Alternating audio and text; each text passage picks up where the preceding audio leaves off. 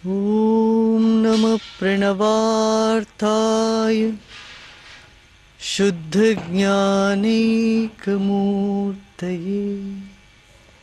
निर्मलाय प्रशान्ताय दक्षिणामूर्तये।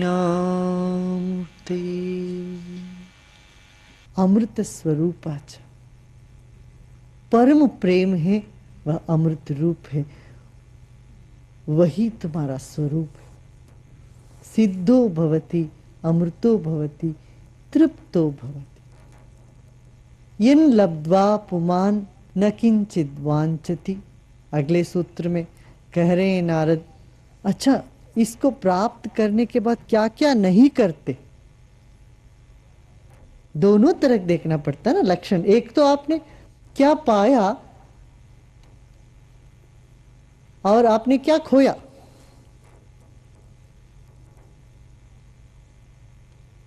पाया तो ये पाया कि हमारे भीतर जो तत्व है वो ना भीतर है ना बाहर है, सब जगह है या दोनों जगह है, और वो अमृत तत्व है और जिसके पाने पर जीवन में कुछ कमी नहीं रह जाती है।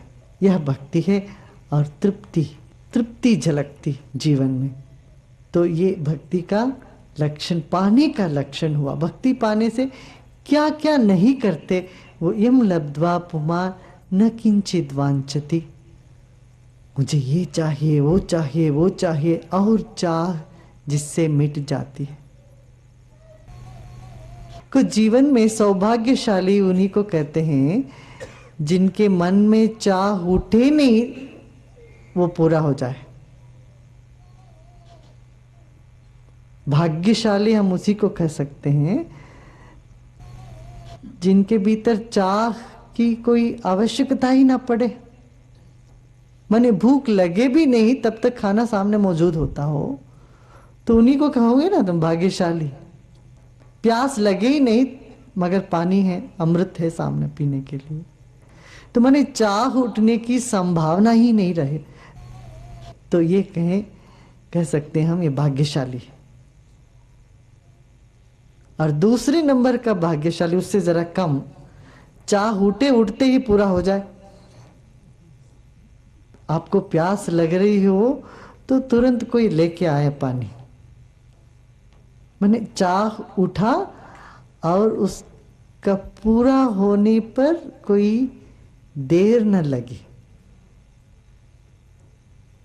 ये दूसरे नंबर के भाग्यशाली है। तीसरे नंबर के भाग्यवान वो होते हैं जो जिनके भीतर चाह तो उठती है मगर पूरा होने में बहुत समय और परिश्रम लग जाता है। बरसों उसमें लगे रहते हैं, बहुत परिश्रम करते हैं, फिर जाके जब वो चाह पूरी होती है तब भी कुछ अच्छा नहीं लगता, उसका आनंद भी नहीं ले पाते, उसका खुशी भी नहीं अनुभव कर पाते। ये उससे भी कम भाग्यशाली। और दुर्भाग्य उन्हीं को कहते हैं जिनके भीतर सिर्फ चाह ही चाह उठता है, वो पूरा नहीं होता। भक्ति को पाने से जीवन में कुछ इच्छा रह नहीं जाती। क्यों? जो आवश्यक वस्तुएं हैं अपने आप जरूरत से अधिक समय से पूर्व प्राप्त होने लग जाता। न किंचित वांछति न शोचति। जब चाहा ही नहीं फिर दुखी होने की बात ही नहीं रहे। वो बैठ के दुखी नहीं होते। दुख माने क्या? भूतकाल को पकड़ना। भूत पकड़ गया है ना, भूत सवार हो गया तुम्हारे ऊपर। सचमुच में बात सच, भूत सवार हो गया पीछे से। बीती हुई बातों को दिमाग में लेके हम दुखी हो जाते हैं। चित्त की दशा यदि देखोगे ना, हर क्षण में हम बीती हुई बातों पर अफसोस करते रहते हैं और जो होने वाली बातों को लेके भयभीत होते रहते हैं। एक कल्पना से हम भयभीत होते हैं और स्मृति से हम दुखी होते हैं। कल्पना और स्मृति के बीच में कहीं हम रहते हैं। भक्ति उस वर्तमान क्षण की बात है। इसलिए कहते न किंचित वांछति, भविष्य काल के बारे में यही चाहिए वो चाहिए ये नहीं। न शोचति, भूतकाल को लेके अफसोस नहीं करते। हम हर बात पर अफसोस करने लगते हैं, नाराज होते रहते हैं पुरानी बातों को ले ले करके, वर्तमान क्षण को भी खराब करते हैं, भविष्य काल की तो बात कहना क्या है। न किंचित वांछति न शोचति न द्वेष्टि। जब हम लगातार चाह करते रहते हैं और अफसोस करते हैं तो इसका तीसरा भाई है वो द्वेष, वो इनके पीछे पीछे लग आ जाता है। तीसरा भागीदार, जब हम खुद की जो मन की जो वृत्तियों को देखकर अपने ऊपर नफरत करते हैं या दूसरों पर नफरत करते हैं, खुद से आप नफरत करने लगते हो या दूसरों से नफरत करने लगते हो, द्वेष। मगर भक्ति के पाने से क्या होता है, न द्वेष्टि, द्वेष मिट जाता है जीवन में। द्वेष कर ही नहीं सकोगे।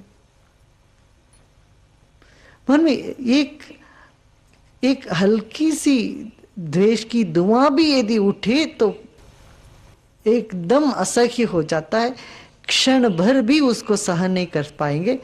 माने जब क्षण भर किसी चीज की सहन नहीं कर पाते हम उसको त्याग कर देते, ये हो जाता है अपने आप। न खुद से नफरत न किसी और से नफरत, वो नफरत का बीज ही नष्ट हो जाता है। यम लब्ध्वा पुमान यत् प्राप्य न किंचित् वांछति न शोचति न रमते न द्वेष्टि न रमते नोत्साही भवति। यत् प्राप्य न किंचित् वांछति न शोचति न द्वेष्टि न रमते नोत्साही भवति।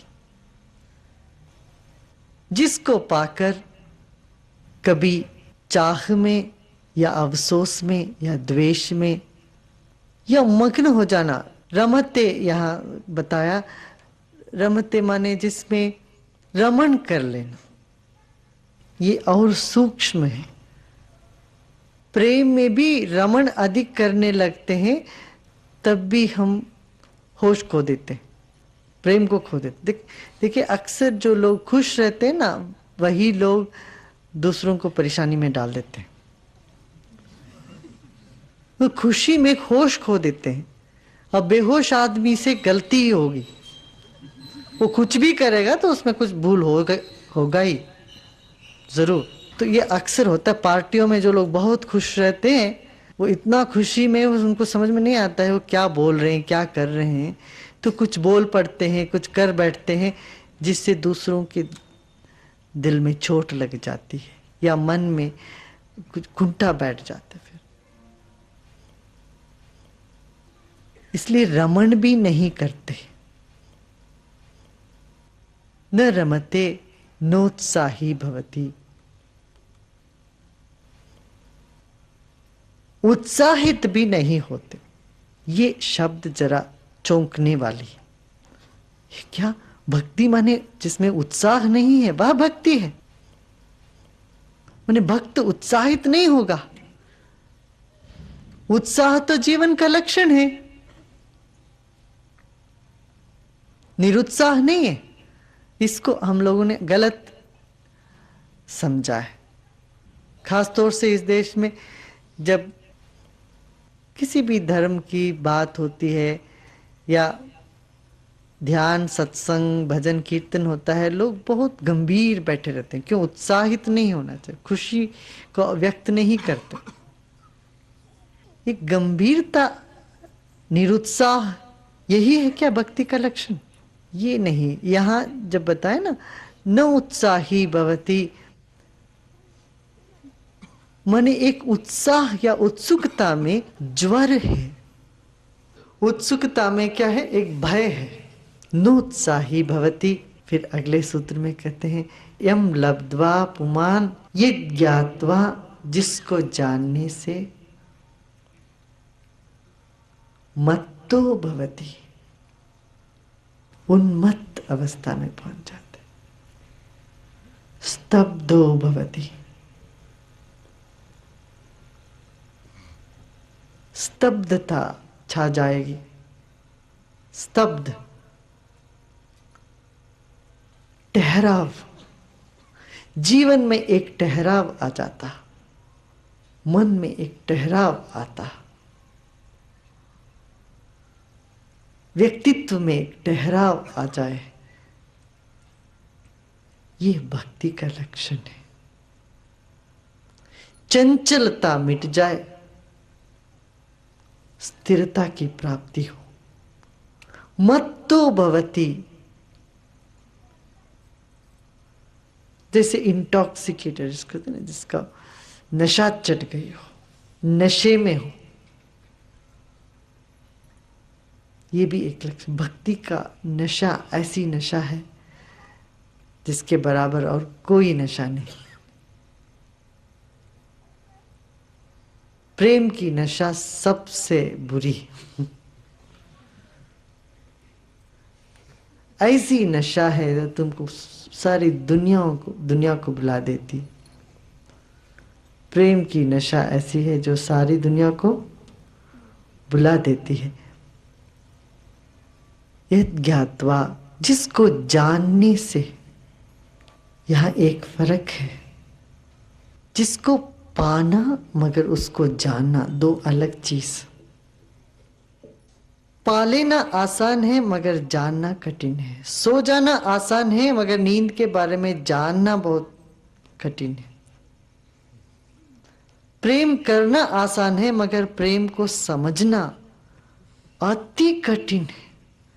मगर एक बार समझ जाए, जो समझने की साधन जो है, उस साधन ही ऐसे डूब जाएगा, जिससे तुम समझते हो, समझने लगेगा, वही शांत हो जाएगा। वही पिघल जाएगा। तभी मत्त हो सकते हैं, उन्मत्त हो सकते। उन्मत्त माने क्या? जहां बुद्धि पिघल गई। बुद्धि को पिघलाना इतना आसान नहीं है। और जब भी आदमी परेशान होता है बुद्धि से, तभी पी के उसको पिघालने की कोशिश करता है। वो होता तो नहीं है, थोड़े समय के लिए हो जाता है, उन्मत्त हो जाता है नशे में, मगर वो एक स्थायी स्थिति तो नहीं है। मगर भक्ति में एक स्थायी स्थिति का उदय, उद्गम होता है। क्या? मत तो बहुत, एक मत, एक नशा। उस नशा के साथ ठहराव। अक्सर जो व्यक्ति नशे में होता है उसमें कोई ठहराव नहीं होता, वो लुढ़कुढ़ाता रहता है, जीवन में अस्थिर रहता है। स्थिरता भी रहे और उन्मत्तता भी हो, ये एक विशेष अवस्था है। वह भक्ति से ही संभव है और कोई चारा ही नहीं। मत्तो भवति, स्तब्धो भवति, आत्मरामो भवति। फिर वो अपनी आत्मा में रमण करने वाला होता है।